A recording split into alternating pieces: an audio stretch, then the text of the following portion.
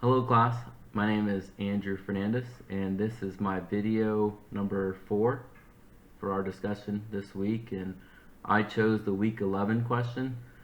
In wartime, what is the role and responsibility of the media? And in my opinion, the role of the media is to share the facts. Um, I don't believe that they should be sharing strategies and tactics with us as a society. To me, that puts us in danger. That puts the men and women that are serving our country at danger. If those things are being shared to the public, and especially in today's society globally, if anyone else got a hold of that, we lose advantage. And throughout this book, we've read of the power the press has in times of war and giving out advantages to others through the telegraph. And so that's why I feel tactics and strategies should not be talked about. It's really just day-to-day updates of the war. Are we winning? What's the progress of the war? And those types of items. And so, the role of the media also is to mobilize the public for, they are the channel by um, which citizens and the government communicate. So a lot of times throughout this chapter, and even us living through the war in Afghanistan and Iraq, we don't receive updates through a direct mailer or text message or calls. When we receive updates about the war, it's through the media. So the media is should be held to a standard to share information that the public has the right to know. But I also believe that the government should and need to keep information secret, out of the protection of all of everyone involved. And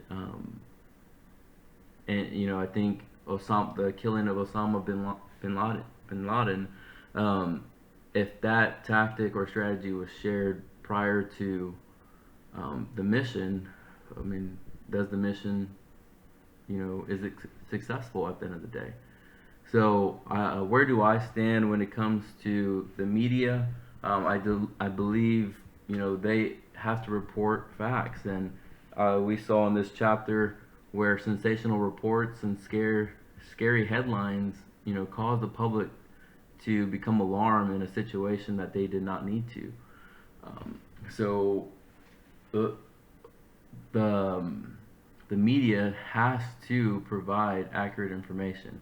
And then throughout this chapter, we saw the evolution in censorship, where, after the response after World War One to the press was to control the press as much as possible because of how much power they hold. Um, um, why I think they deserve a place in a time of war is because we as a society deserve some updates, and we know the government is not going to provide as transparent report as a third party, which is like a media outlet. That's why I do believe they deserve to be, on the ground with the soldiers and giving us updates as needed, but also, with some censorship involved to protect our soldiers. And so, give a specific example from modern media where privacy versus security have come into conflict. Since I'm in a school district business, the first thing I thought of was a mass shooting. So if you take any of the mass shootings that have taken place over the last 5 to 10 years, um, the privacy versus security is always a tough question to answer, right? So the media is pushing out that a school shooting took place. Well, how many kids are in the building? Where are they located in the building? So out of security for those that are still in the building, that information should be withheld. And so that's kind of my same mindset when it comes to the media in the wartime. Is if information that could be shared could harm those that are on the ground battling, then that information should not be shared. So for example, going back to the mass shooting incident, if the mass shooter knows that there are still 5 individuals inside the building, then how do we know that they're not going to stay inside to complete the job that they showed up for?